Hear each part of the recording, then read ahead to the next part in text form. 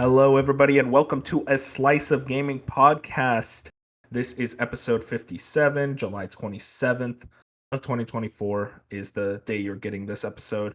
We just came off of a week of EVO and pretty much nothing else. Very slow news week, as per usual in the middle of the summer months. But I got two guests here to tell me all about what happened. Joining us after his grand finals set over at EVO is Jat. How you doing, How's Jat? how's it going? I'm the champ. Let's fucking go, man. And then we also got the man dropping round one of pools, Bench JZ. Wow. Let's see how it is. What happened, Bench? You want to tell the post game interview? It's just they weren't playing the good fighting games at EVO. That's true. That's true. Where's Smash? Bring back Smash, aka the bring back Smash at the Sony owned event. We'll see how that happens. Hey, they're making the Zelda movie. There's a connection. The loosest possible connection, but sure. All right. It's there. If you guys want to see more of us, check us out YouTube at A Slice of Gaming Podcast. Also, Spotify, Apple Podcasts, wherever pods are caught, and also Twitter.com. We're over there. And Bench, you have a video coming out in the next few days. It's out. Oh, it's out. Sweet. Okay, it's on Trails. It is a spoiler review of Trails Through Daybreak. Exciting. If you're a Trails fan, go ahead and check that out. I bet it's very good. Anyways, let's get right into our news. We're going to actually save all the EVO stuff for later because we got a big topic associated to it. So I want to start off with Xbox, who's always in the news, it seems. It's saving us from the slow news weeks with just rumors and reporting and all that. Reportedly considering adding a cloud-only tier to Game Pass. Okami Games had this one. Xbox is reportedly considering a cheaper cloud-only tier of Game Pass. This would be designed around users who simply aren't interested in buying an Xbox console, which could include competing console platform players. Jez Corden wrote a big article about all of that. I'll be honest, just straight off the bat, don't think this is going to help grow Game Pass at all. In theory, having if you only want cloud, it's probably like a good thing for the people that want that. But there's 5 of those people, and then it just makes the already confusing subscription structure that much more confusing to everyone else. Yeah, that and to actually implement it for stuff. Okay, you have it as a smart TV app, sure, but then you need a controller, and I don't think your average Joe is gonna easily know how to connect a Bluetooth controller to a TV. Yeah, I mean that's the big problem is that it's like you're trying to market to the average Joe who just got back from his 9 to 5 job, and he gets an hour to play games. It's like he doesn't know how to use the controller. He's just gonna play on his phone or something. I don't understand that strategy personally. I cut you off, Chad. Did you have something else to say? Or Yeah, so I think the best way that Microsoft can increase their reach, and look, I guess they're already kind of helping their competition by bringing games to PlayStation and Switch. It's just put it on, just put XCloud on Switch. It would make a lot of sense since you've reached 100 million consoles already, and there's no confusing console connection. It's just an app. It would be easy. Kids would love it. yeah, that average Joe who doesn't have that much time to play games, they will prefer to play. They'll just buy a Switch if they really want to play games because they can just. There's a big library there. They have the portable aspect of it, and they don't have to worry about being connected to the internet for the most part. But also, having an xCloud app on the Switch would actually benefit them greatly. I honestly think Microsoft really wants that. It's just Nintendo doesn't want it, which I'm not surprised by. I gotta ask, cloud is just a base of playing games. Do you guys ever think it's actually really going to grow? Because I feel like it's just always in the stagnant position. It'd have to be in a place where it's identical to you just playing natively. There can't be any drawbacks, and that's technology we're decades away from. It's just not viable now. Yeah, and that's why Stadia flopped, because we weren't quite there yet. And yeah, so it needs to be where everybody would need to have really good internet and no lag, and then the servers for whoever's running the cloud, like Microsoft or Nvidia, they would need to handle a lot of people, and then yeah, it would be good. But from my experience, because I've used xCloud a little bit for Right. Yeah, I've used it on the Steam Deck just because it's just convenient that way if I'm not at home. And yeah, it works pretty fine. Sometimes the resolution will drop and like you can see that the image be grainy, but other than that, it's mostly fine. But like I feel like there's still ways to go. And I Is it honestly that feel feeling of just like I'd rather just download the game? It's that yeah. really a jet. Yeah. And I think it'd have to be like for to not be able to just see the a huge graphical muddiness on like a TV and mostly work on like a handheld device. It's probably like the ideal thing. And maybe it's Xbox wanting to them seeing they have a handheld device and then them wanting to like have that subscription service. I could see, but once again, I just don't think our technology's there yet or close to it. I also don't think people would want to pay $5 a month for cloud. Like, yeah, sure, that's cheap option, but it's also like still $5 a month. That's a subscription fee for something that's like I might as well just get Game Pass Ultimate. Like, I don't understand the like how you're gonna get people through the door, especially with the Amazon Fire Sticks. Like, yeah, these are all cool options, but they're not like that's not gonna add users into xCloud. I feel like it's better to just try to push the consoles or push the Xbox app on PC instead of trying to like corner the market on the person who watches Netflix at night. It's like I don't really think that's like a market that's very penetrable. Do we think, I guess, sorry to target Xbox a little bit, but do you think That's crazy. Xbox is it has lost faith in the console? Because that's what it's starting to feel like, even from like a non-biased perspective, I guess. But like, it just feels like them trying to like harbor down Game Pass and kind of get rid of Day One, and one of their services, and them trying to like push cloud more on top of them wanting to like try and grow PC. I don't think they've done really much to kind of like say, oh, you need to have the Xbox console in a little bit. It feels like I do kind of somewhat agree with that statement. Is that I feel like they still very much want the consoles to do well. Obviously, they want it to do well, but it feels less and less like they're really pushing the Xbox. Like there was that recent commercial where it was like, "Oh, this is no Xbox console required." And it's like, don't like say no console required. Like you still want people to buy the console, don't you? But it just seems like more and more they want them to like focus on cloud or Game Pass, and it's like I don't really get the strategy there personally. It feels like they're just at this point where like we don't know what we can really do to try to bounce back. Maybe they're just setting up for the next generation, hoping to like get a big major bounce back there.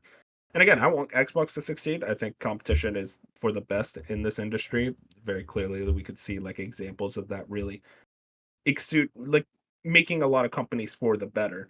And I think just Microsoft is one of those companies that like is always a little too ahead of the curve where, like they're going for this cloud business when I feel like you look at Sony and Nintendo and it's more so they kind of just put their like toe into the door when it comes to cloud. And Nintendo has those weird like cloud ports if you guys remember that were dog shit. Yeah. Or PlayStation with the Portal where it's like yeah, they're kind of dipping their toe in but like it never feels like they're like advertising it as the main pillar of their business. Whereas like Xbox is like, this is going to be one of our pillars, is the cloud part of a business. And it's like, I don't think it's going to be as big of a pillar as you guys are expecting it to be. And I think that's Xbox trying to differentiate themselves from competition, which is something they probably feel like they have to do because at this point they've convinced themselves that they can't stack up to what Sony has. And I'm like, I think that's what they feel, to be honest. Like, they have their games, but they're not as good as Sony's games. And they have their console, and it's just like not doing as well as Sony's. So they're trying to like spin new technology off to say, hey, this is why we're different than just like a worse Sony. Yeah, and honestly, like, I do agree that like, yeah, it does seem like Microsoft is not caring as much about the Xbox, but like, I wish they did in that like they've got some really impressive tech with like both the Series X and S, and I'm trying to think of like what could be a good solution, and one that'd be great, which I don't know if this will ever happen, but I'd love it to, is where they just straight up put Windows on the Xbox and like and like it's basically just a PC but for like half the price and still has the same specs but like you can it would be in a gaming mode where Where only this time though, no one would use the Microsoft Store, and you'd have Steam. I mean, like you said, like the Xbox is a very powerful console, and I do appreciate that. I appreciate it. Yeah, I appreciate a lot of what Xbox does, especially with Game Pass and whatnot. I think it's all interesting stuff. I want to like see them succeed and really be a big player in this industry. Yep. Moving And into, oh, sorry, go for it. Go for it. yeah, no, no. Just really quick, I just want to say with Microsoft, I mean, yeah, it's good, I guess, that they're thinking about cloud gaming, but like they need to think about their big cloud infrastructure for other stuff after the big news that happened last week. Oh my god! Yeah, About like, yeah, was that yeah. So, was that like all products around the world? Like I was kind of confused on that. I yeah, know it's yeah. like not So, gaming. A lot of yes, corporate products. yeah, a lot of corporate Companies. products like airlines had to ground flights because of their cloud infrastructure messing up. Yeah, that's shitty. Yeah, I remember seeing people kind of freak out about that on Twitter. So interesting situation there. I hope, yeah, hopefully they do like figure that out first, because like I think the airlines and the planes are more important than video games. Hot take, I know. Moving into our next topic, this is a weird one. Ubisoft addresses a letter to the Japanese community as an apology. This is Jordan Midler, VGC. In a lengthy statement published on social media, the publisher acknowledged online discourse around Yasuke, one of the upcoming game's protagonists. In a statement, Ubisoft stresses that the Assassin's Creed franchise has always strived to be inspired by history rather than faithfully depicting it. Quote, since the announcement of Assassin's Creed Shadows, we have received many positive reactions, but also criticism, including from you, our Japanese players. It says, we share your passion for history, and deeply respect your care for the history and cultural integrity of your rich heritage. Our intention has never been to present any of our Assassin's Creed games, including Shadows, as a factual representation of history or historical characters. Instead, we aim to spark curiosity and encourage players to explore and learn more about the historical setting we get inspired by. And they also talked about Yasuke and all that. This is just a long letter. You can read it if you want. Why did they do this? I really think, like, you look at it and it's like, I don't think 90% of people don't give a shit about this whole controversy. There is this 10% that are complaining about it, and then another percentage of people complaining about the people who are complaining about it, where it's like, guys, just ignore it. They're weirdos. They're not going to have their opinions change. I feel like Ubisoft put this statement out to go like, hey guys, we understand, like, we want you guys to play. It's like, they're not going to play the game. None of them were going to play the game, so I don't know why you're trying to appeal to them. Appeal to your fan base. That's like, yeah, I do want to play as like a samurai. I don't care about like their color of their skin. It's historical fiction. Like that whole thing about like Assassin's Creed, it's historical. It's like, yeah, we know. Everyone knows that. Yeah, yeah. There's stuff in the third one, I believe it was with George Washington, that like they had to change up obviously to fit their story. Oh Then yeah, yeah, when he was a dictator and whatnot, yeah, that was awesome, and no one complained then. It's like, I don't know. I think it's just like people get a little crazy during election years. I feel like you notice, and also just in general, I think the internet, online discourse, Twitter, people, they think their opinion's worth something. They'll tell that now. It is like, guys, at this point, like, it's a video game. I don't know why we're all up in arms about it, and I don't know why the fuck Ubisoft put this statement out. Just ignore Yeah, it. Why even they try to shouldn't. fight it? I think it was just a mistake because it makes them feel recognized. Exactly. I feel it's like you're listening to them. It's like you don't want to listen to them. Like I did see something about like, oh, they messed up a pre-order about a flag or something. I haven't read the full statement. Which, that's fair enough. That's fair to go ahead and like say something about that. But all this other stuff is very silly. um Moving on. Humble Games, if not Humble Bundle, Humble Games, the publisher seems to have shut down. Very much, they have shut down. It's not seems to. Warrior 64 Humble has provided a statement undergoing restructuring rather than a full shutdown.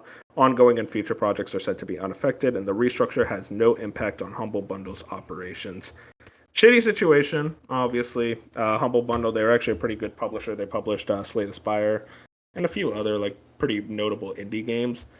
So just the fact that it's like, yeah, we're gonna go ahead and just shut them down. If you guys don't know, Humble Bundle and Humble Games is owned by IGN. So Well, I saw a correction. Apparently, it's owned. It doesn't make much of a difference, but it's owned by IGN's like father Ziff corporation, Davis. Yeah, Ziff Ziff Davis. Davis. So Yeah, no, it's just a weird like kind of yeah, corporate structuring. because I think Humble Bundle is owned by IGN, but Humble Games was owned by Ziff Davis.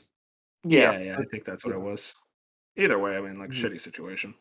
Yeah, and I mean, I saw like a comment under the tweet. I wonder if IGN's gonna post about this news, and it's like that goes to the wider news of like IGN and Ziff Davis own so many news sites now that are we just gonna start seeing these things and like they don't make the headlines because of the people that are doing them are the kind of the ones in charge of those news sites?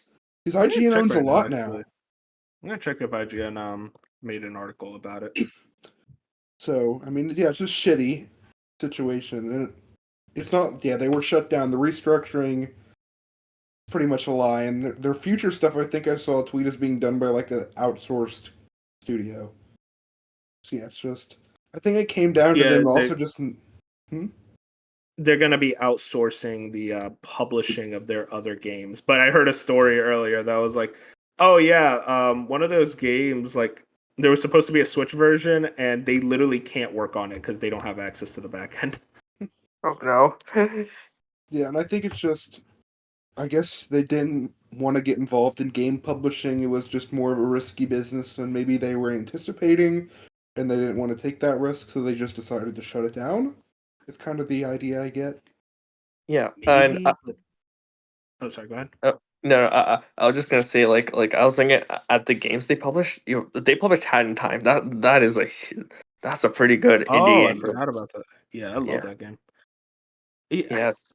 I'm trying to find this this news about the fucking Humble Bundle. Can I just say something?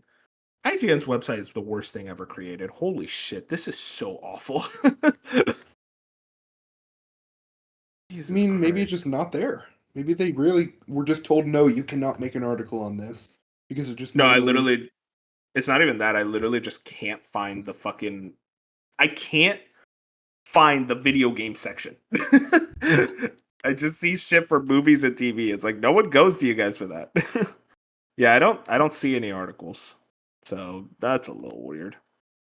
And they just bought up a ton of different sites, so I think this is more of a Yeah, I broader don't know. conversation, though. It's like the. It's very worrying. It's very Yeah, worrying to see like kind of the media landscape seem to be very much top down, I guess you could say. yeah. Dude, I cannot figure out this website. Let's just assume they didn't fucking publish an article. God damn. I did I did figure out it's like, oh yeah, there was a news for DLC that I just saw that I completely forgot to put on the doc. So we'll mention that on our EVO section because it actually pertains there. Mhm. Anyways, moving into one of our last topics, Concord, everyone's favorite game, will not have a battle pass. Okami Games has this. Instead, there will be a more traditional progression methods like ranking up and completing jobs to earn cosmetics. And then Okami did a poll with like 2,200 votes. And it was like, does no battle pass FOMO make the $40 price tag more justified to you? It was 53% yes, 46% no. So majority yes. Still though, Yeah, that is very close. I And the think. peak concurrent players, let me grab those. Anyways, continue. Oh yeah. Bench. So I think it justifies the price tag for me. Like it's like yeah, you're not gonna have any paid battle pass stuff going forward at all after launch, but also like you also have those free to play games like Overwatch that and Marvel Rivals that are the same genre, and you don't have to pay $40 for those, and maybe they are a tiny bit better than Concord. So maybe having those battle passes like okay in those instances. Like Concord suffers from just being in a genre filled with like a giant that's just nobody wants to like move away from, even if genuinely people have some disdain for it. Yeah, that's the thing is that I was just gonna say it's like really hard to compete against those games that are already have like well established like player bases even what's it called even game like Valorant, like that one they're bringing to consoles, and that's already hugely successful on PC. So like I'm Yeah. I'm not sure if they're gonna be able to succeed in And this then space. Marvel Rivals just has those characters, so that's immediately going to get it off the ground. Concord is completely original characters that are just, and I guess you could say the same for Overwatch, but Overwatch did have characters that like took people And on. interesting characters, also Blizzard art team. And I want to Yeah. point something out. I always get frustrated by this, where people are like, well, there's not actually that many hero shooters out on the market right now. Yeah, because all of them died. Nobody played them. Paladins died. Like, it's just, we're at a point right now where people are kind of said, like, yeah, we don't really want hero shooters. And Overwatch is there because of legacy, because it's Blizzard, because it keeps getting supported. Despite like some issues here and there, like it's still alive. It's still a lot of people playing. I think it has 50K concurrence at the moment. And you look at Marvel Rivals, hey, it's Marvel. Like a lot of people like Marvel still, so there you go. Yep, and I remember when Overwatch 1 launched, just like I think it was just a few weeks before, Battleborn launched a new shooter by 2K, and so I thought the characters seemed cool and everything, but it flopped really hard, and nobody even remembers the existence of this game. Like they delisted it and everything. And it's sad to think about, but did Concord just ever have a shot? No, it had zero shot. Yeah. Like it's the moment that trailer showed off, it's like, wow, this looks lame as shit. Like everyone was just not feeling it. I gotta add, real quick. I gotta talk about the peak concurrence of the open beta that is literally free and you could just play it right now. Well, not right now. I think it ended, but still, like when it was out, like you could just play it right then and there.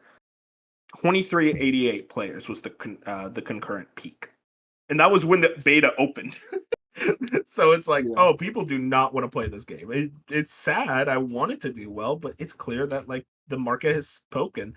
So now I'm wondering, how does PlayStation pivot? And, do they pivot or they're like, fuck it, like just cut their losses, like send it out I to die? think it's because they have pivoted from live service. And I think it's just this is one of the ones they thought maybe could make it or was just too near the finish line and they had to cut their losses on and just put it out. So I'm just at this point it's how long is this thing alive? Is PlayStation just going to keep it alive because they're PlayStation and they don't want to like shut down an online game that's a lot like they put out? Or are they gonna like in 6 months to a year say, hey, we're gonna like shut it down? Because we know they pivoted from live service already. It's clear that it just seems like they want to cut. I look at this, I know PlayStation. I feel like they just want to cut their losses and say, yeah, we'll just send it out. The most I see, they put it out on PS Plus for August. It's like, oh, this is the free game for August. You can redeem Concord. So they could try to at least get the PlayStation players in. The PC audience kind of spoke and it's like, yeah, they don't want to play this game. And $40, no, it's just I can't imagine this does well. There's just not a chance. Like I want it to do well. I Yeah. don't think there's a chance in hell. Do you Because it's think not really Sony? that bad of a game. Like it's fine. It's just very generic. Do you think Sony just keeps it online for just to do so, or do you think they cut it off? I mean, Sony kind of leaves their servers on for a lot longer than Yeah. you would expect. Like Destruction All Stars, I think is still online, and Yeah. nobody played that game. If this were like a third party, it'd probably get shut down. But I do think this stays online even with very low player numbers. Uh, Concord. We hope you do well, or don't. I don't know. I hope it does well, but it's just like I can't imagine it does anything. Moving into Shinobi, he has this Stalker 2 has been delayed to November 20th. Developer deep dive coming on August 2nd, which I think is a week from now.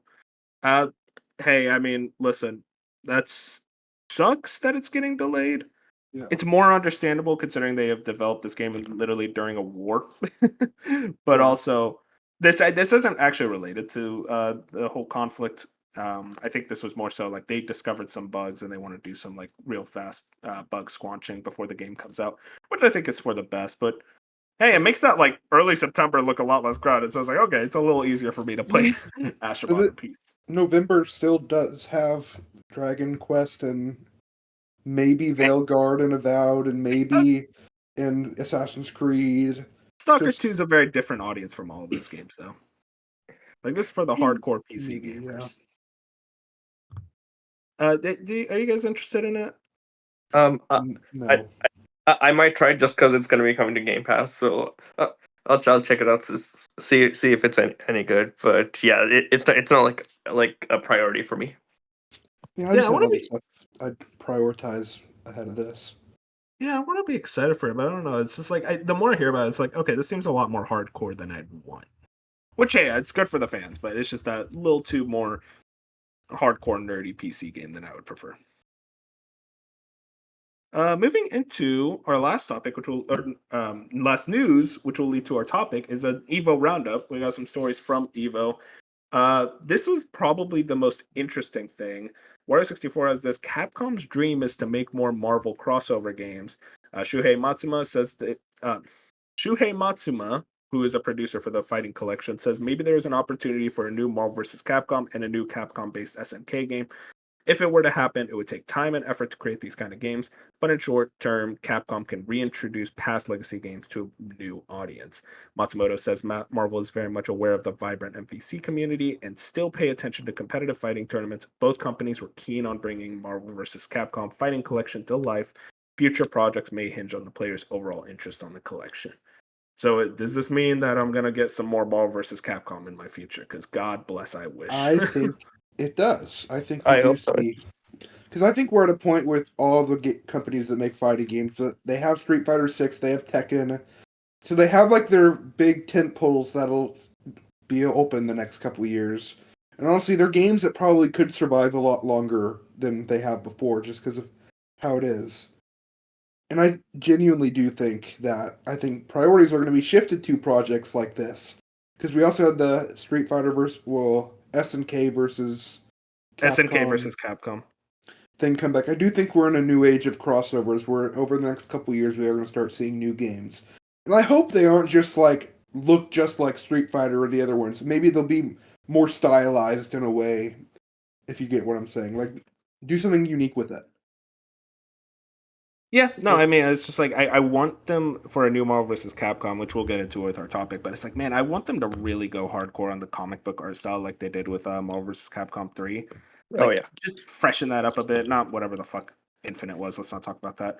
But there's so much you can do with that IP. There's so many more Marvel characters now, and just from a crossover fighting game storyline, like, yeah, just make it stupid as shit. I'm here for it. And I don't know, like I do think this opens the door and makes it a lot more possible to happen. It's clear Marvel wants it to happen. They actually do have very much a read on what the community wants, both the fighting game community and just like the gaming community in general. I think this is going to happen. We're going to get a Marvel versus Capcom, though I just don't know when. Probably around the next 5 years, I would say. Yeah, do you think it's going to look like Street Fighter 6 or could it be more of like anime-esque kind of very stylized kind Well, of it's not going thing? to be anime. I would say it's going to be more comic book style, Yeah. like Marvel vs. Capcom 3, which I think is going to look sick if they can Mhm. really nail that into a modern engine. Yeah. Yeah, how about you? How are you feeling about this? Oh, oh yeah. I would be hyped if there was because I don't think it's just me, but since the last entry, Infinite, which I heard was terrible, but like since that had come out, Capcom's released a lot of bangers. They've gotten a greater fan base for like some of their major IPs, and I think they should definitely also like bring in characters from the Resident Evil games back, like Leon, Jill, Chris, and also Ethan from the new ones. And yeah, I th- I think that it would be really hype if they go all out. And I remember hearing some issue that they didn't include the X-Men in the last one because it might have been like Disney stepping in or something that they wanted the MCU characters only. Yeah, yeah. It was a weird thing where X-Men were owned by Fox, and and Disney Marvel was like very well. X-Men were owned by Fox in terms of the movie rights, and they didn't. It was a weird like marketing thing, like we don't want X-Men to be involved because we're doing like the MCU stuff. We don't want people to think X-Men is MCU because this is before they bought Fox and whatnot. Whole weird situation there, and Marvel had a very tight grip.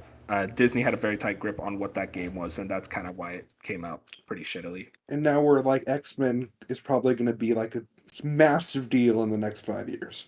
Oh yeah, and also another thing I just realized they can do Spider-Verse. Spider-Verse is also huge. But put in Easy. Spider-Man Noir, Spider-Gwen.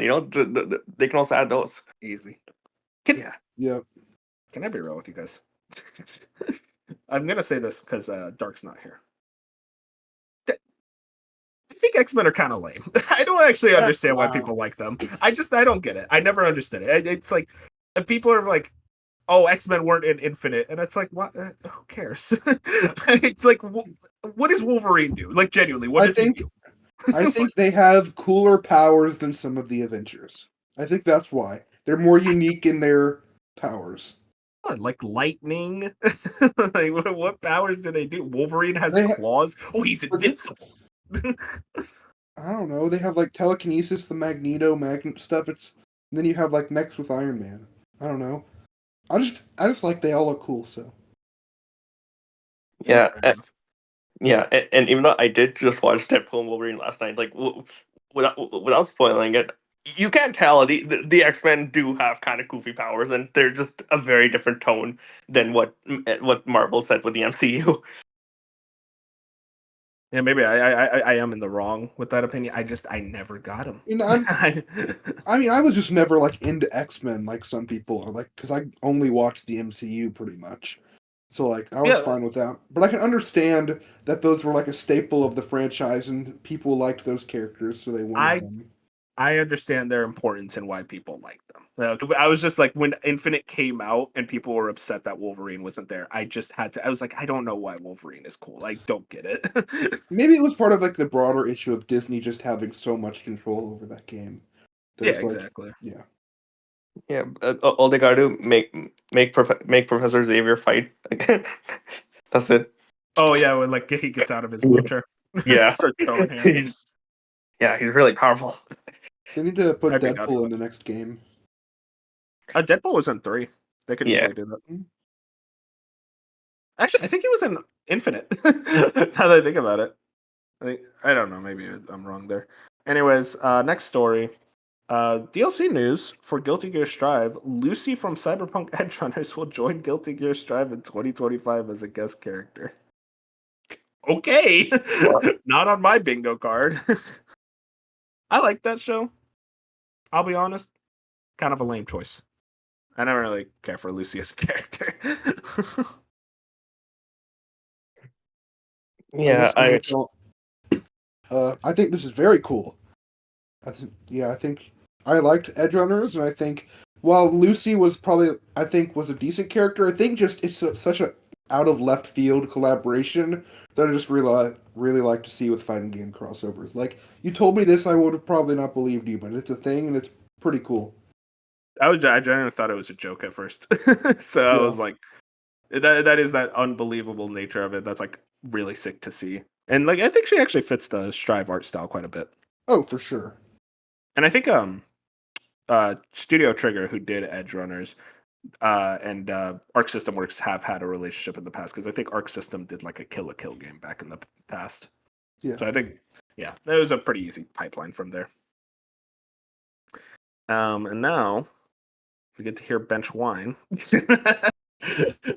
Evo tweets this out. He lives. Heihachi Mishima is revealed as the next character coming to Tekken 8 in bottom 2024. Lame. So lame. Sick as fuck. My boy is back. So lame. Like you couldn't get any less lame. Like do something creative with him. Like you have dry Bowser, have dry Heihachi. Like get creative with like a different like look. He just looks like he did in like the last Tekken. It's so boring. I love it. I love it so much because it's Not to so mention silly. the cop out. It's a fighting game story. None of this is serious. Like From what I heard, Harada had this interview and he was talking. It's like, oh no, Heihachi is dead. He is fully dead. Apparently, what happened was, I think a producer over at Tech Bandai Namco was like, yeah, we were like very much like certified like he is dead. But then when the game came out, a lot of people said they missed Heihachi, so we brought him back to fan demand. So I was like, I respect it. I think it's funny as hell. just boring. I hate fake out deaths just as much as the next person, but that's my thing where it's like I hate them in stories that I care about. Tekken's not a story I care about. It's a story that I find funny and enjoy watching. I'm more so mad they're bringing him back and he looks the same.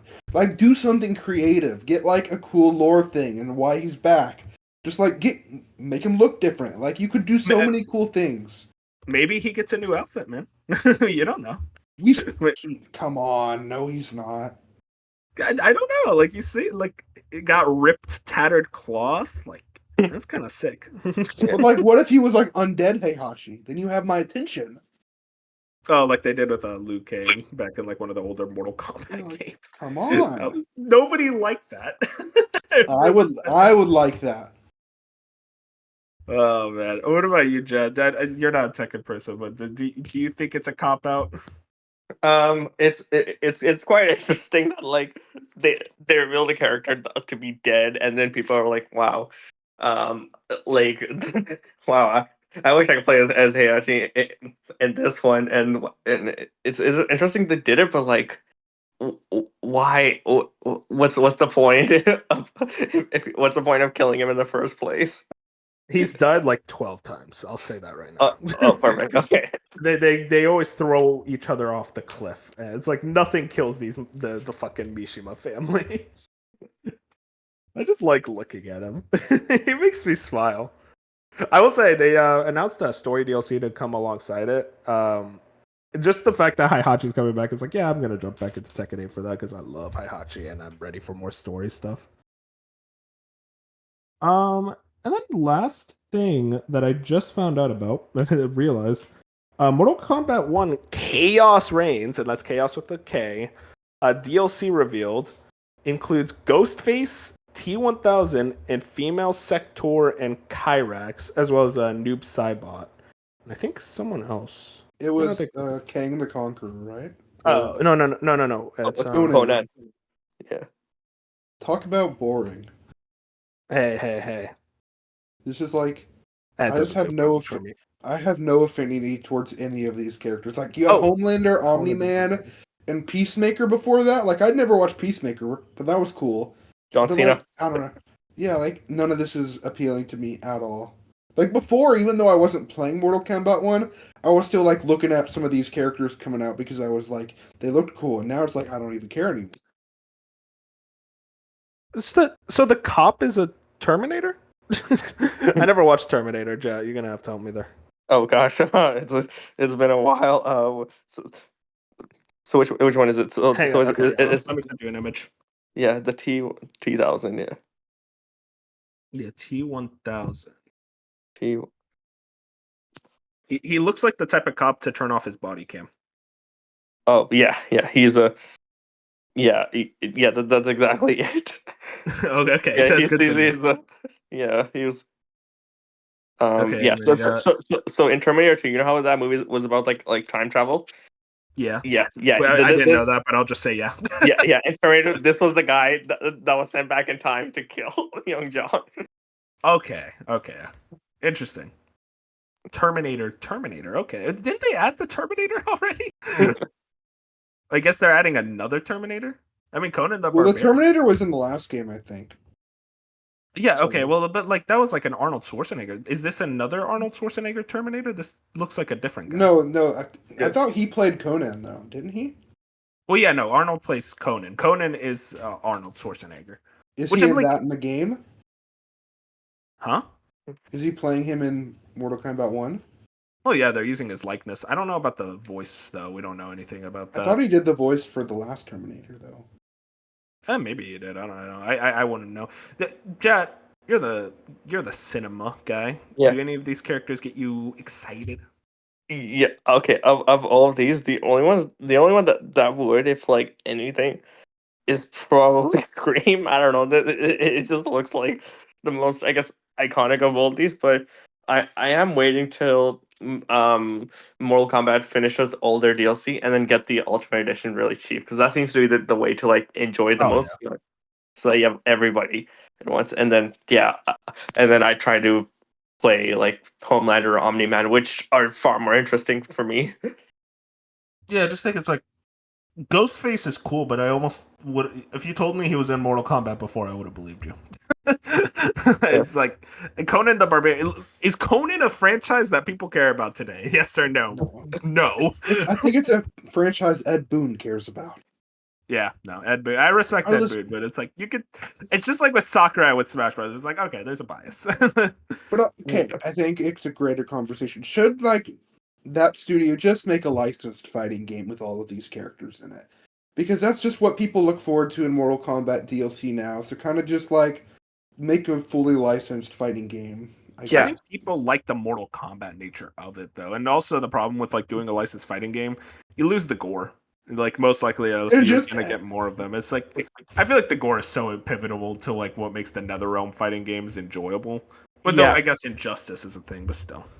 Good, but you know what they could have added like a character from, and this is a movie that Warner Brothers released, and it became a decent ish success, or maybe not. They could have added Furiosa from the new Mad Max movie, and that would have been badass. And it Yeah, would, no, yeah, Mad Max would fit Mortal Kombat. I feel like yeah. you would add Max. Oh yeah, that makes more sense. Because I mean, I don't know. I mean, like, is okay. Weird question. Is Max like a consistent character across all the Mad Max movies? Like, is he that guy? Oh, that's so. I haven't watched the old ones. I've only remembers like the new one, the Fury Road, Uh-huh. and yeah, in that one, I believe, in that one, the main guy was Max, but I can't remember about the other ones. Okay. Also, female Sector and Cyrex. Just be careful on the internet when they come out. That's all I'll say. But that's it. Shout out to Mortal Kombat doing things. Man, it is that thing though. It's like, man, Omni Man was a way cooler DLC character. Let's be real. That's such a cool character. Well, let's get into our topic of the show, which is also related to fighting games. We're just going to talk about fighting games, just like our dream fighting game crossovers, what games we want, what type of fighting games we'd like, IPs, all that type of shit. Just goof off about fighting games. Real quick, what's y'all's history with fighting games as a genre? How do you feel about them and whatnot? And Smash pretty much just for early childhood and up until now, it's just always been Smash Bros. Has been a constant, and Ultimate's just fantastic. So I started with Brawl, and then Wii U, 3DS, and those were great. And then Ultimate was great, and then kind of like also dipping my toes into Street Fighter, and then Tekken this year, and Guilty Gear.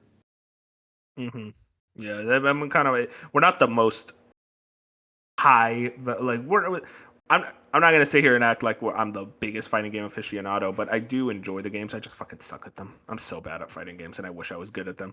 Because you guys know that feeling of like you want to be good at the games you play. Like it's like it kind of sucks when you get your ass whooped 24/7, and it's like, damn, okay, well, I don't know if I want to play this anymore, even though I enjoy the core of this game.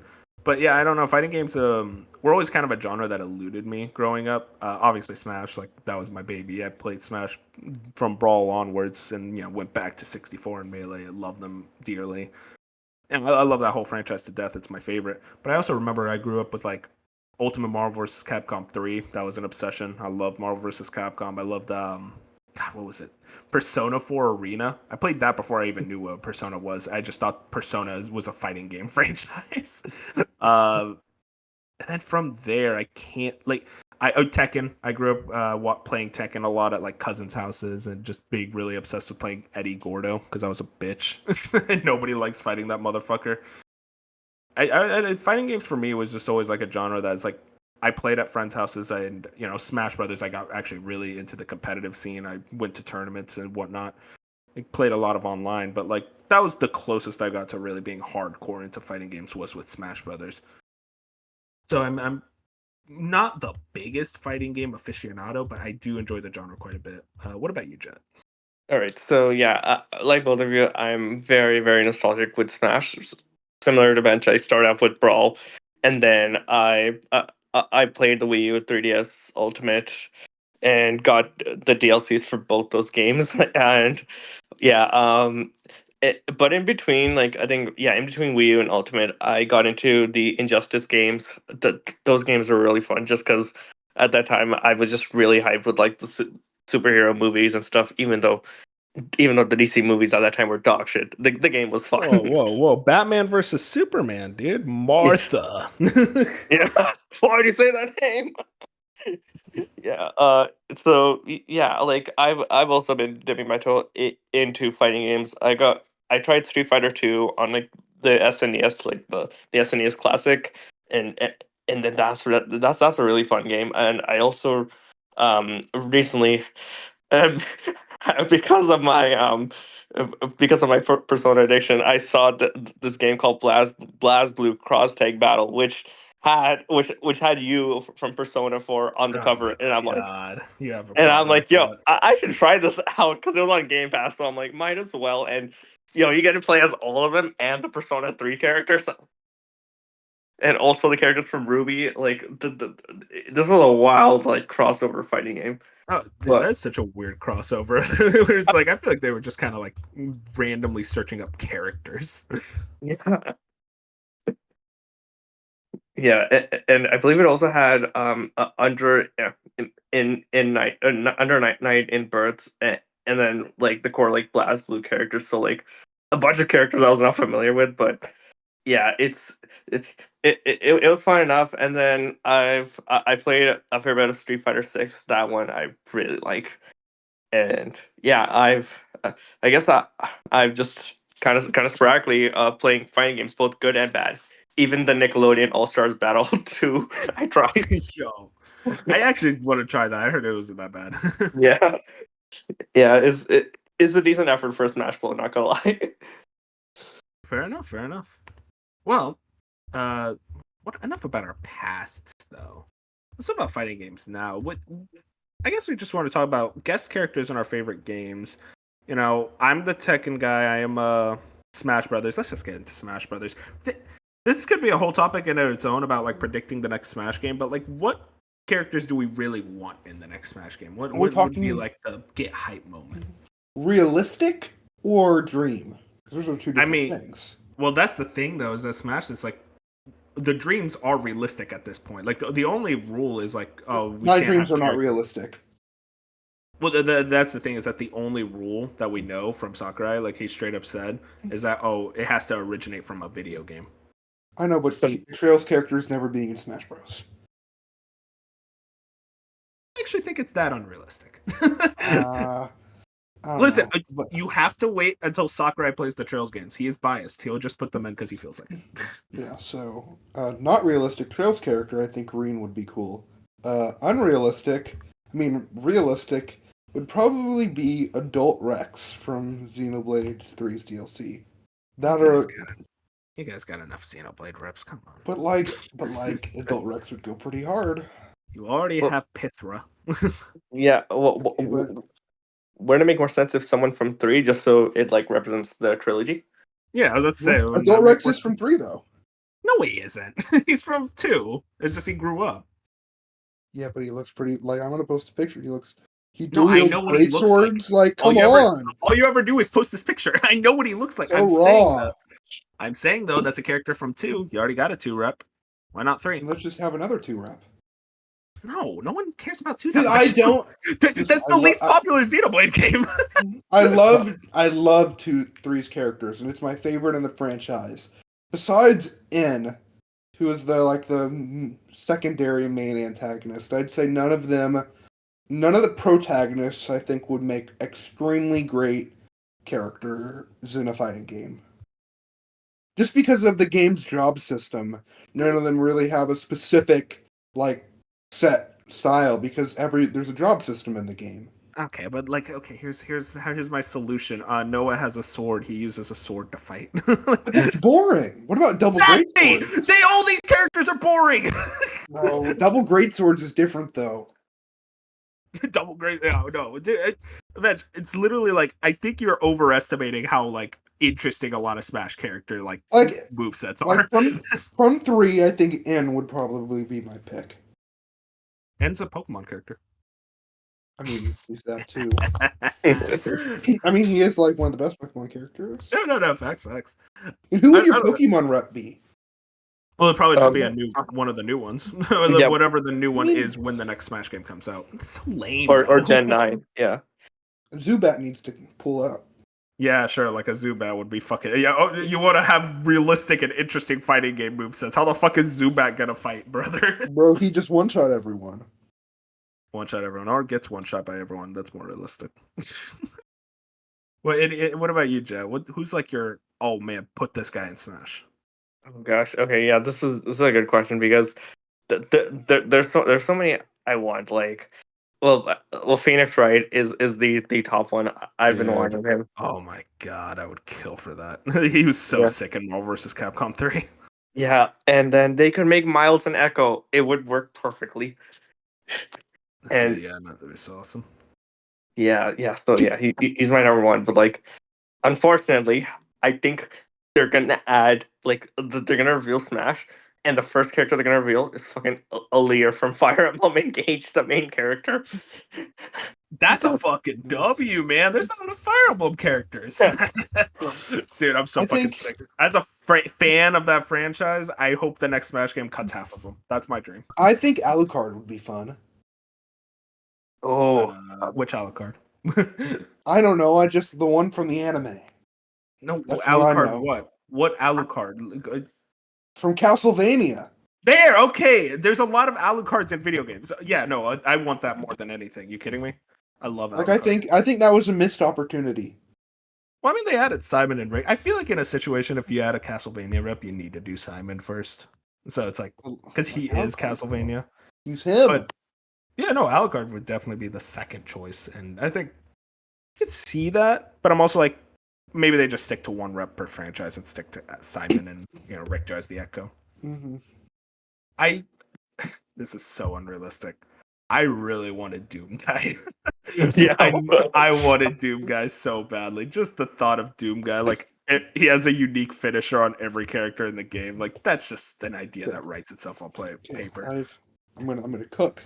What about Paper Mario? And he has the partners, and you can flip through them, and they all have a move.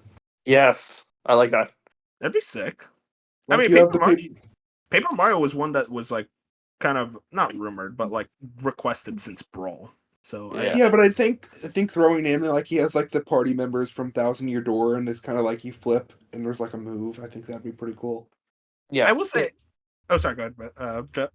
No, just really quick because it's related-ish to Mario. Where one of the characters that I think Sakurai wanted to add in Brawl, but wasn't able to for some reason, and he still hasn't added. It was Gino from Mario RPG, and I think the next patch seems like a good time to now that more people have played it.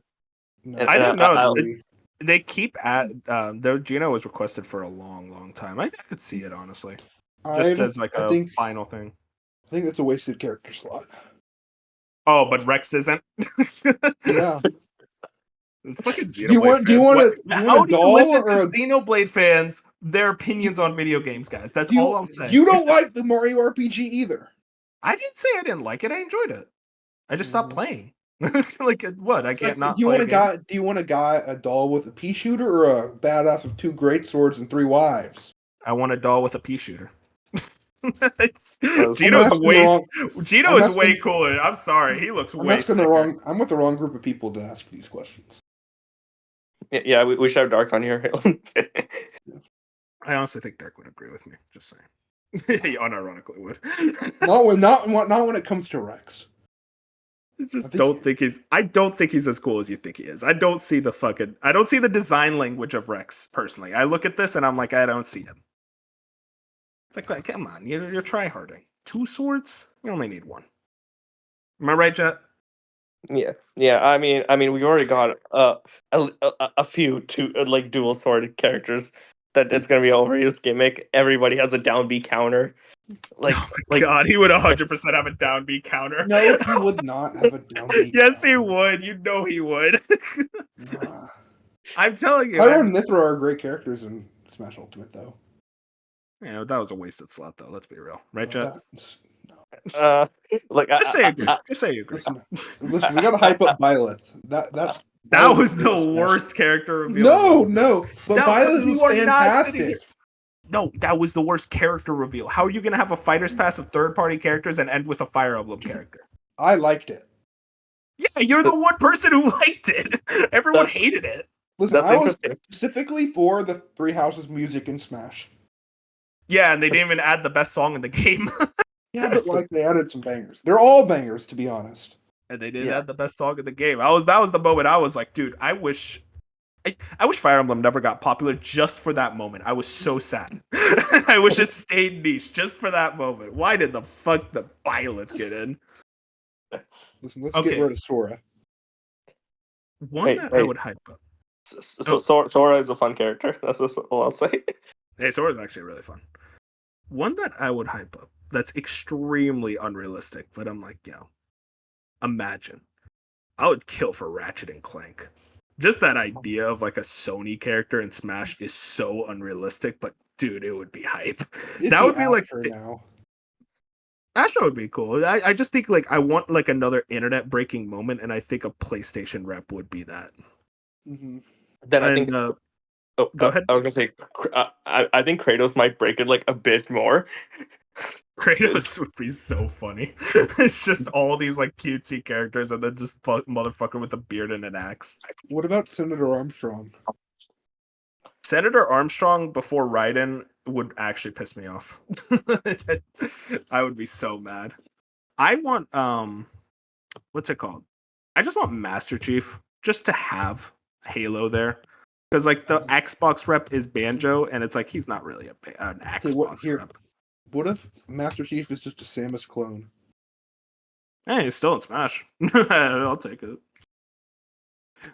I think the problem though with Smash, and this is kind of something I wanted to add, I think we're at a point where like I don't know where you add it from there. I think you really need to actually rework some of these characters' movesets. Because I mean, look at Sonic. Look at Mario. Like Mario's moveset is punches and kicks. Like what? It's still pretty fun though. And Flood. Mario is like the most fun character to play in the game. I mean, no, I'm not denying that, but it's just like the problem is that it's like none of his moveset is very interesting. Like it's not taking from the games. Yeah, a lot of the Smash 64 characters like that. Like when you look at Smash, like people, when you ask them a main, some people say random because it's so easy to just pick up every single character. And I mean, there's like greatness in that, but also like it means a lot of characters don't differentiate enough to like have those kind of skills, if that makes any sense. I think like going back to the drawing board with like half the amount of characters and kind of building on some of them while completely reworking some would be pretty fun. Yeah, no, 100%. And also it's just the fact that's like I feel like there's a lot just from the Nintendo well you can still take from. Specifically, Zelda hasn't gotten a new rep since Brawl. That's like one of their biggest franchises. I do think that's weird, like thing that's like, yeah, we haven't had a new Zelda character since Toon Link and Brawl. It's like, yeah, add someone from that franchise. Like, there's so much just from that. Well, add Toon Zelda or like the new Zelda from the game. Yeah, go ahead, Jet. Yeah, no, I was gonna say add one of the 4 champions from Breath of the Wild. That'd be pretty fucking sick. Yeah, no, I mean, like, there's so much you can go from just the Zelda angle. What about you, Jet? What do you think, like, a rework of Smash, how that would look? Yeah, so I'm thinking that, like, if Sakurai were to do this one, I mean, he says this after every Smash game, we're like, yo, this is my last one, I'm done. This is overwork me. And then keep pulling him back in. Yeah. And then, Nintendo is like, no. Wait, you need to do one more. And so I think that either they make it easy on him and they do Ultimate, somehow get the licenses renewed for all of these characters, which does seem like a lot, and then maybe add a few more. Or to rework the Smash from scratch, it would be way fewer characters. Maybe like a brand new art style too. I'm trying to think of how they can do it. Like maybe they can go the like more of an arena route, but even then, Smash is like more meant to be like with that 4 players or more player or more. So that would be hard. There was this idea that I saw that was really funny, where it was like, what if you made it like a 3D fighter and like kind of like Power Stone back in the day, and just make it like much more top down 3D and all that, which is cool. But I also think it's like almost like that would be a little deflating, where it's like people do want just Smash Brothers the way it plays, because there's not a lot of games doing like what Smash is. Platform fighters is a rare genre, And I like having Smash as that ambassador, the like leader of that genre. So I don't know. It's a really interesting question. I don't think we can really predict it. If I had to predict it, I honestly think it's just going to be an Ultimate Deluxe, which is more than what I need. Like, I'm happy with that. Just, hey, here's Ultimate, like the same engine and a lot of the same stuff, but like new characters, new stages, new music, new adventure mode. Like, that's more than enough for me personally. Yeah, I'd agree. And I don't think it'd be as hard as most people make it out to be to just like re-up the contracts for all these characters. I don't think it would be. It's just weird because it's like, yeah, I'm always surprised by that. Like, it's like, oh, dude, it's impossible they'd get this again. It's like, you can just like you own all the Nintendo characters, and when it comes to third parties, it's just like, hey, like just to the third parties, it's like they point at the like sales. It's like, yeah, it sold 30 million. It's the third best selling Switch game. They're like, oh, okay. Like, I don't know. I don't think it'd be that hard for Nintendo. Everyone also, when they get like, hey, do you want to be in Smash? They jump at that invitation. That's like a privilege, not something you're like, oh, we need to really negotiate on this. Like we even thought Sora would be, but no, they were completely into it from the get-go. No, it's not like just a privilege. It's like kind of marketing for the game. Where if you put your character in Smash, like if you put Banjo in Smash, more people are likely to play Banjo, either getting an Xbox or like playing on Switch Online. Yeah. So oh yeah. Moving away from Smash, we talked a lot about Smash, which apparently to some people is not a fighting game. It's just stupid. What about guest characters in other games? Like, personally, when I thought about this, Tekken, give me a Yakuza character. Give me Kazuma Kiryu. I think Kiryu would be sick in Tekken. Oh yeah. I want Tifa in Tekken. I like that idea more now. Oh, betrayal. I don't know, like I feel like when you wouldn't get Tifa, I think you would just get Cloud. I don't think so. I think you get Tifa. I don't know why would they choose the side character over the main character is my question. Ask Italy. What? Italy knows. Fair argument. I don't know. I there's a lot of characters you could throw into Tekken just because it's a 3D fighter. I feel like it's a bit easier to do a move set there. Mm-hmm. I mean, I just think Yakuza is the most makes sense one out of all of them. There was that idea of like maybe trying to get Soul Calibur characters into Tekken, but I don't think people think about Soul Calibur nowadays. I don't know a single character from Soul Calibur. I can't tell you. I know Ivy because she's hot. Okay, I'll be completely honest. Yeah, wasn't Lincoln one of them for like the GameCube version? Yeah, that's the one everyone talks about. Yeah. Like it's not that iconic of a franchise. Though they could easily do it since Bandai Namco owns Soul Calibur. It's like, oh man. Like you can't get Link again. They don't own Link. Any other fighting games that you guys would love to see crossovers in? Not specifically crossovers, more so like dream fighting game. I mean, we can move into fighting game crossovers in general. Like what? Because like we have obviously Marvel versus Capcom as the big one. Like what other like cool crossover ideas do you have? Yes. Oh yeah, go ahead, Bench. I want One Piece made by Arc System Works. That's the dream fighting game, which is the dream. Well, no, I'm saying that's the dream fighting game. I was talking about crossovers, but sure, you can talk about that. I mean, I just want that. That'd be like dream come true, but dream fighting game crossovers, you're gonna have to come back to me. Okay, thanks. Jet, please help me. Yeah, yes. So I had this in my head already, only because of how like Ed Boon was just like there was a time where he was just like teasing people like crazy for like a new Injustice or like this idea, but one idea that was thrown around was a DC versus Marvel fighting game, and like in the Injustice like game style, I think that would go really hard. Just having like the two biggest superhero franchises fighting each other, it would be insane, and also confuse the fuck out of people that know nothing about superheroes and think they're all like under the same franchise. Yeah, and I think NetherRealm has a lot of that pull where they could get. I mean, just like the obvious answer is Marvel versus DC. Like that's just such a like sick idea from the offset. But I don't know how possible that is to almost being impossible. Yeah. Oh yeah. I think Final Fantasy Versus, I think would be fun. Versus who? Who are they fighting? The characters from all the games. Well, I mean, like it's a crossover though, so it's like Final Fantasy versus Final Fantasy versus Dragon Quest. Oh well, no, actually, no. Final Fantasy versus is good enough. I don't. I mean, they did that. That was a very common thing. There was the Dissidia games. There was a lot of Final Fantasy. I'm talking. crossover. Yeah, that was like the Final Fantasy crossover. I'm talking about like fighting game though, like 2D fighting game. That's No, what Dissidia was a fighting game. it was. Yeah, you didn't know that? No. Yeah, there was like 5 of them. Oh well, then I guess Persona versus. Just take the Arena Ultimax Let's and go. just like, do the whole franchise. Yeah. I Or like more that. so do it like in that style, but just with like Sega as a franchise, as like a publisher in general. Because they just like imagine that you have like the Sega fighting game and there's one of the characters is just Crazy Taxi. Hey, a Sega fighting game would be awesome, actually. Fucking Ape Escape fighting the taxi from or no, not Ape Escapes. Super Monkey Ball. Jesus Christ, Monkey I always Ball, get this yeah. Yep. And then this is the one where Kiryu will come in. It'll be great. Kazuma Kiryu. He's a top tier just from the get go. Jet, is there like a dream fighting game you want? Like just like the idea of a fighting game that gets you ready.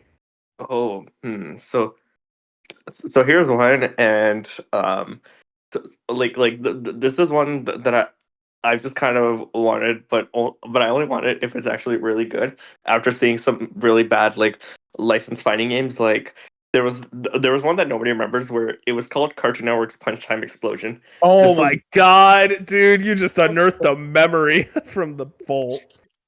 Yeah, that game was ass, but like it had the idea right. You had Johnny Bravo, you had Blue from Foster's, and you had Powerpuff Girls. I want something like that, but with Disney characters because they have so many, and it would work really well. Even some of them are like fighting it in Kingdom Hearts, and so yeah, just like combining them all, making them fight each other.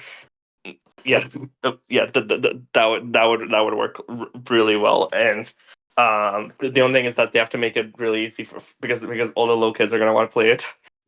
I mean, I'm surprised the Disney fighting game isn't like something they even thought about. Like that just seems like an easy money. You own all these IPs. Yeah, exactly. Like they own so much. They own like literally three or more like different branches of like. All right, you got your core Disney animated characters. Then you got Marvel, Star Wars, and then you also have all this other stuff of like Homer Simpson. I have an answer for crossover that I'll be real. This is a silly one. I want Jump Force, but Yeah. it's actually good. Yeah. Because like Jump Force is an idea. When I saw that, I was like, that was hype. That was sick. It's such a great idea. It's like, yeah, get all these Shonen Jump characters together in a fighting game. The problem is the game sucked. So it's like if you make a Jump Force but good, and also make it 2D and made by Arc System Works, boom, you're done. Easy. Oh, finished. no. Sora Limited. Get Sakurai because he doesn't. Oh my god, dude, you'd be crazy, and I'm in. No, I think Arc System Works would probably be the one I'd want for sure. The problem is Arc System Works. They're a fan of wasting time. Like what, DNF Duel? Come on, Dude, man. that was they like just gave them their engine, I think, and that was like an outsourced project that they published. But like, listen, I'm not a Dragon Ball fan, so this is coming from a non-Dragon Ball fan, but I find just the Dragon Ball fighting games like Sparking Zero looks great, but like Fighter Z just completely uninteresting. Listen, as a Dragon Ball fan who loves Fighter Z and is excited for Sparking Zero, here's the problem. All they keep making is Dragon Ball fighting games. I want some other animes. Why is it that we get the fucking JJK fighting game? Like, I don't even care about JJK, but I watched that. I was like, that's depressing. I mean, yeah, Bleach looks good, but I'm like, looks good. I want like genuinely. There's so many anime fighting games where it's like you don't have to make it an arena fighter. Just make it 2D. I don't know why we're doing this every single time. Yeah. Listen, like I understand cheap anime game, 3D fighter, but like Arc System Works like perfected the craft of an anime fighting game with DBZ. And I just want them to move on to another IP. If we get DBZ 2, I will be upset. DBZ 2 would be so funny. I think they would have stick to just updating Fighter Z, so you're fine there. But yeah, no, it's just like there's so many IP out there. I'm surprised they Like, what are they doing right now? What are they I'm surprised making? people don't like jump all over the place, like wanting to get in. It's like they just Arc System Works. They like their support of their games, so they just do a lot of DLC for Guilty Gear and DBZ. But it's like you don't. How is there not another game in development right now? Like that's so weird to me. There has to Like be. We just haven't heard. they did announce that Double Dragon game that they're publishing. God, that looks horrible. So I don't even know. The Arc System Works. They kind of fraudulent company. All right, I'm gonna be completely real. But like they're so good. They're so good, but they just refuse to actually make games. Because they're also like involved in a lot of like anime stuff. Oh yeah, 100%. So it's like you can easily get those licenses. They build trust. They have the trust. I'll ask a question. What do you guys think the future of the fighting games are? Like, do you think fighting games are going to get bigger to the point of being like fully mainstream? Because like, there's a certain franchises that are mainstream, like Smash and Mortal Kombat. But like, how much bigger do we see that ceiling? Are we seeing Street Fighter? Like, I mean, Street Fighter is mainstream, but it's not like the 10 million seller. Like, what are we seeing here? I think it gets a little bigger, but I think it kind of like levels out at that. I think crossovers are the future, though, and I think those games like Marvel vs. Capcom is going to probably sell better than Street Fighter 6. And I think that's just the future of fighting games. Because like, if they wanted to, like Street Fighter 6 and Tekken look so good that they probably don't need to put another one out for like 8-10 years if they really wanted to. Like, and so they can focus on other things while continuing to pump out DLC characters. But obviously, you don't need the full team for that. So, like, I think the future is kind of like we have these tentpole games, and now they can really get creative with some spin-off stuff. And I think that's going to be really interesting. Yeah, I mean, I think we're sitting in like in the middle of a fighting game renaissance because the early 2010s were really rough for fighting games. Street Fighter V disappointed, and Tekken Tag 2 was pretty bad. Not bad, but like just no one played it. But like you then get into Tekken 7, which like we did well, but like I think we're at this revitalization era because it's like Capcom is fully back in with Street Fighter 6, sold well. They're really wanting to push it. Tekken 8 is doing incredibly. Guilty Gear Strive, like you have all these fighting games that are consistently selling well. They have these like fan bases that are extraordinarily dedicated to their games. They're consistently pulling out all the stops to really make these games bigger and bigger. And I'm hoping what this means is that, hey, because like we have the temple franchises, Smash, Mortal Kombat, Tekken, Street Fighter, like they're all doing well. Let's actually experiment. Let's bring out some smaller stuff. I hope it doesn't mean it's like, well, only the temples are going to sell well, so we're not even going to try because like game development is costly. It takes a while. It's like I want them to experiment and try different ideas and do more collections, gauge fan interest in trying to get more games off the ground. I think that'd be exciting.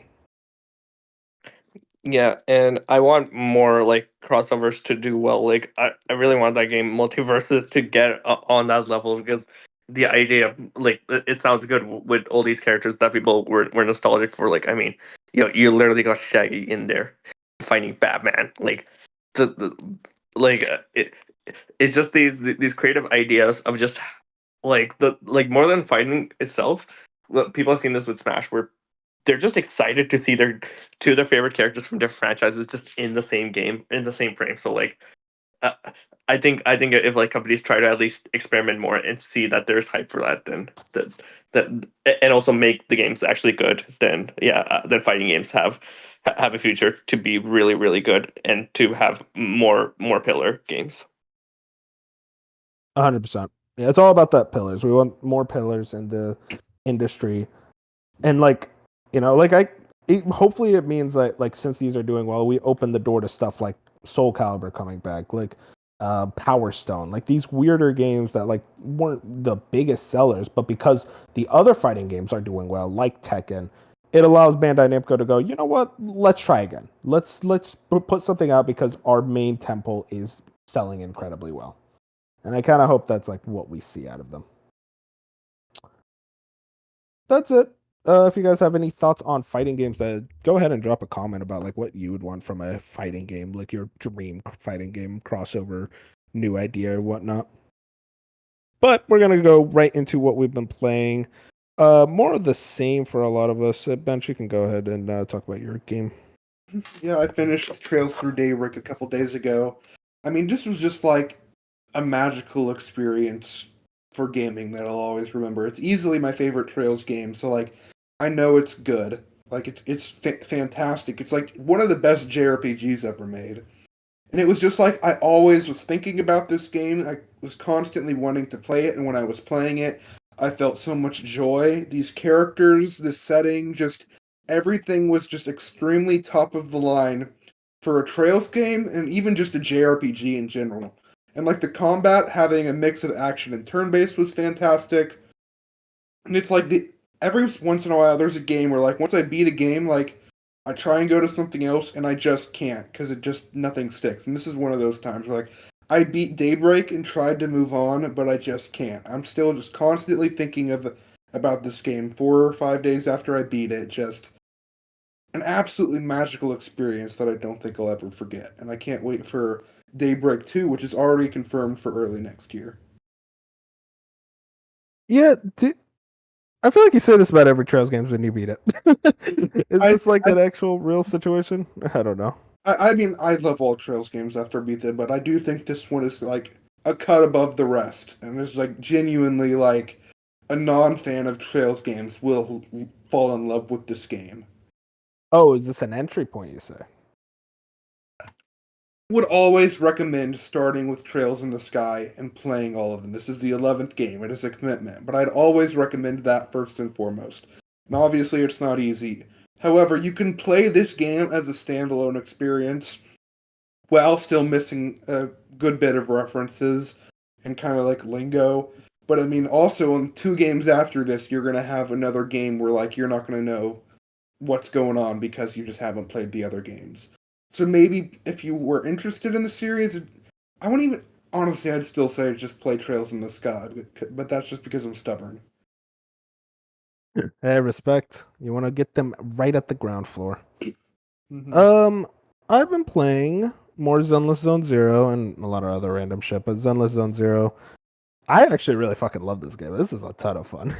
It's very much a baby's first action game, but like a really fun one. The combat actually is starting to get a lot more interesting. They're throwing in a lot more variables. The enemy design is actually like changing up. My fear was that it was basically going to be fighting the same dudes from the beginning to the end.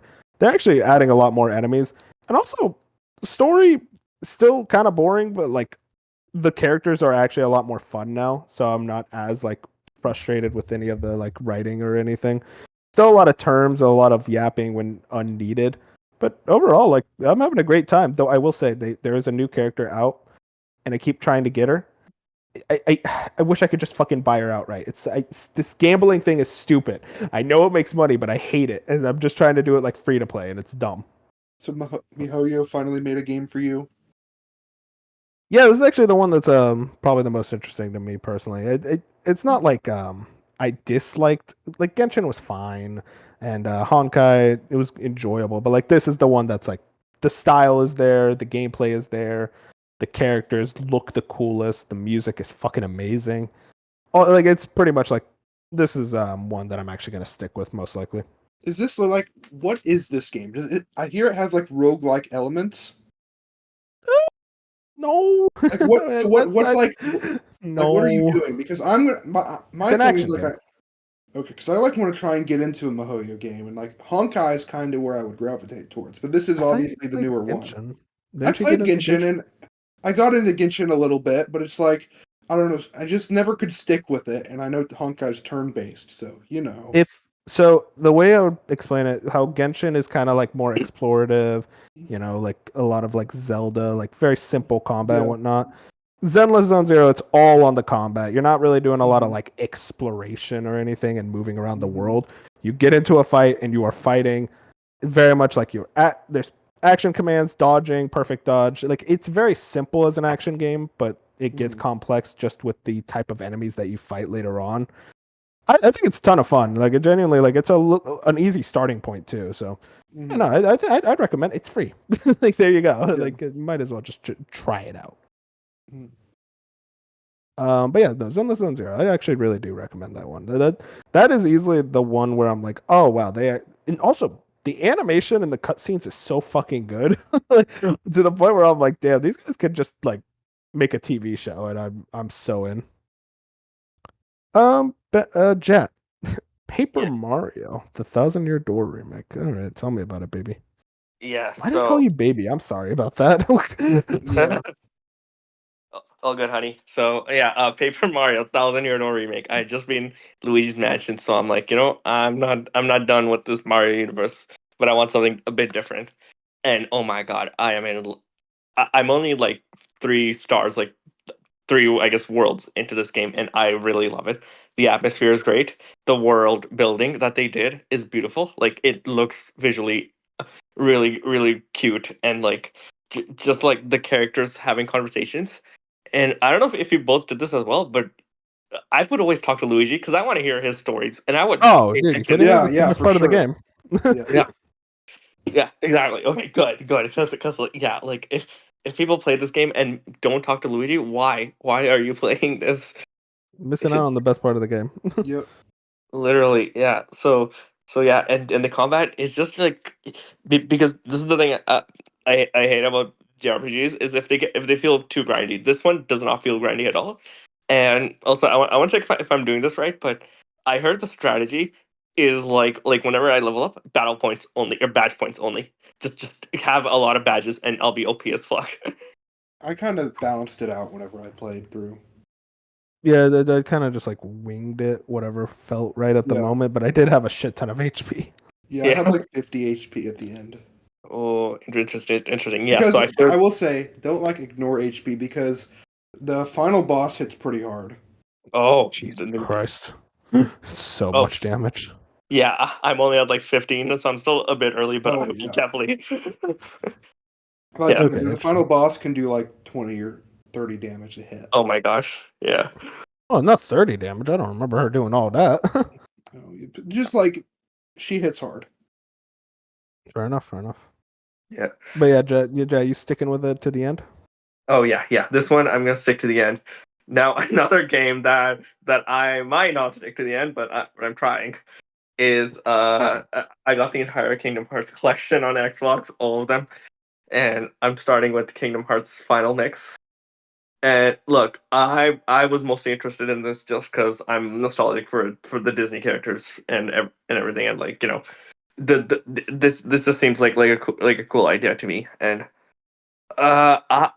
like I heard like people tell me that the first one isn't as good as like Kingdom Hearts 2, but yeah, this game's a bit slow for me, and I am just trying to like just get through these battles, just go on with the story, so I can enjoy it. But I don't know, it feels like a bit of a chore, even though there's only like a few things I enjoy about it. Like like I guess seeing those characters is nice. Like in the first world, you start off in Alice in Wonderland, and I thought that was cool, and then you get to meet Tarzan after. But yeah, it's just the pacing I'm not a big fan of. Yeah, I think my I, problem with it when I played it was just like I got stuck on that Alice in Wonderland world. I was like, I can't do this. Yeah, yeah, I, I do pretty much everyone says it's like, oh, just skip one. So I'm like, huh. I dropped it at the Little Mermaid world because it's probably the worst controlling a game's ever been. oh yeah, and here's the thing I don't get. Like, the if you're adding a cool gameplay mechanic that's like totally different from the normal, it needs to have a purpose. And I don't know why they're trying to make like traversing like Star Fox where you're shooting stuff in between, like you're flying the ship and you're shooting lasers. Like, what's the point of that? Well, they were just doing shit. They were like, ah, people won't mind, right? And I guess they didn't. Yeah. Yeah. But yeah, are you gonna stick with it? Make yourself to 2, which is what everyone says is the best. Oh yeah. I want to get to 2 and then play the ones after that are good, and then I believe I have to do the 2.8 collection, and then 3, and then yeah, and then like just play a different franchise like Trails like at that one. No, I Or can't. Not another one. no. Okay, fine. Listen, Maybe Yakuza. Could get into those games, yeah, yeah. there you go. All right. Nah, play what you want. I don't care. It's fine. Fine. Anyways, I think that's everything. I hope you guys enjoyed this episode of A Slice of Gaming podcast. We had a ton of fun. Again, tell us what you would want from fighting games in the future, what your dream is. Find us on YouTube, Spotify, Apple Podcasts. Check us out on Twitter. All the good stuff. But I think that's all. Everybody say good night. Good Good night. night.